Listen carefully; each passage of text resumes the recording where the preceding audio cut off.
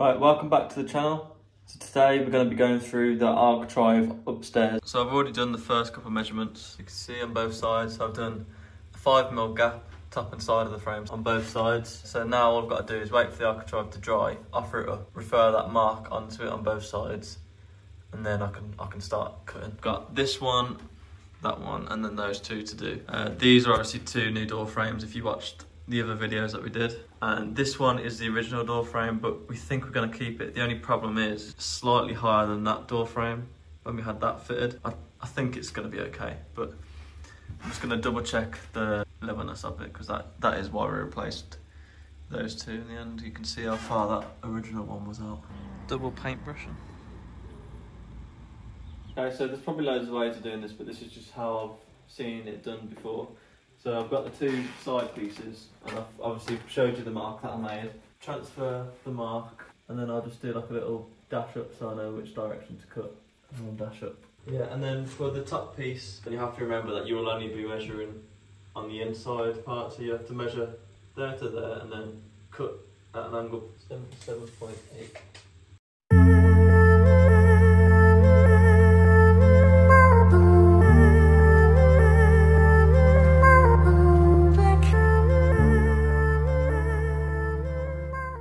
Once you've got the piece cut, you can always check it against the marks on the wall and the door frame.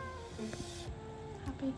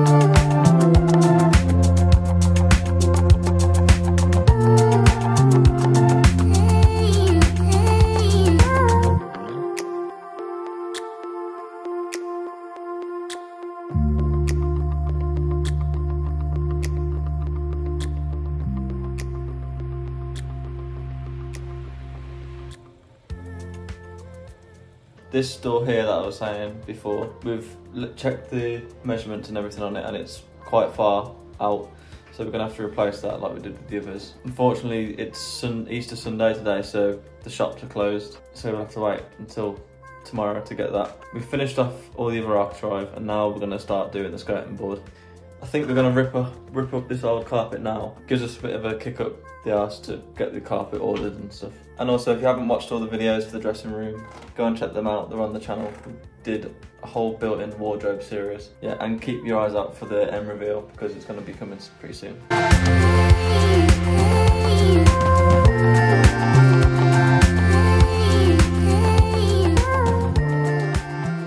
Yeah. You want to open the door for me? I've got half an hour. What is that weather? Specsavers. Yeah. Get it out there, son.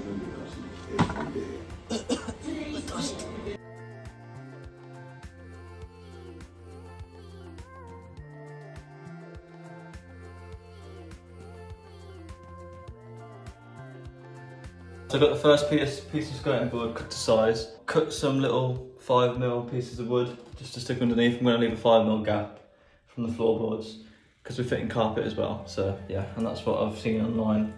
People say to leave a little gap, just brings it all together. We've got two 4m lengths of this cove in. So I'm going to start off with doing the two longest lengths just to make sure that we've got enough. There's no point cutting that one down to fit a smaller part of the wall when I can use it for the longest length. Also, I'm only using that little metre block like I did with the Architrave, so it's not the best cut in the world. So I've got the main lengths cut now, and they're up against the wall. I'll show you that in the background. I think I'm going to put them on using a grab adhesive, and then just a couple pins along the way as well, just to keep it in place, because I have left a little gap at the bottom, like I was saying before, that 5mm gap. There was one area where the floorboard had risen on one part, so I had to shave that down a little bit just for it to sit flush. But next time I do something like this, I'll definitely buy a proper wood cutter. I was going to get one the other day from Screwfix, but it's like 200 quid. But yeah, I want the double beveled size so you can do both angles. If you've only got the basic tools like we have at the minute, you can still do it. It's just certain angles aren't the best, like the meter block, because it's plastic, it moves and it doesn't cut it as precise as I'd like. But yeah, you can still get the job done with the filler at the end and stuff. You won't be able to tell. But because we've got a whole house to do, I think it would definitely be worth it to buy that tool eventually. So I'm just going to use this, as I was saying, the grabber-dees, and then I've got a couple of small nails as well that I can put in to keep it in place. Just to note as well, I'm going to have to do this piece next, because if I stuck that one on the wall, I wouldn't be able to slide that piece in because it's the right size of the actual wall. So that's one thing to note as well if you're doing something like this.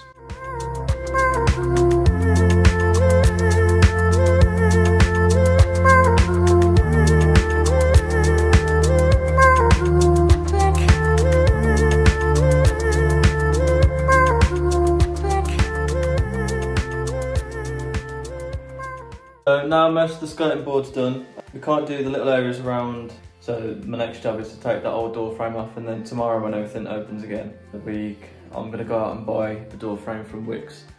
And I'm hoping it's going to be the same size so we can just fit it as is. But the problem we had with the last door frames, I don't know if you watched any of the videos, but we had to basically modify the door frames because the standard door frame was slightly larger than the hole that we had in the wall. But yeah, long story, anyway. So yeah, next job is to take the old door frame out. So this is the way I do it. I cut at an angle onto the one side, so that we're to the wall, and then I'll do the same that way, just to take a block out of it. And then I can normally get my crowbar, pry bar in there, and then prise the top and bottom out into separate pieces, and then the same for this side. The main thing is just not damaging the original walls as well, because then that just leads on to extra jobs. Yeah.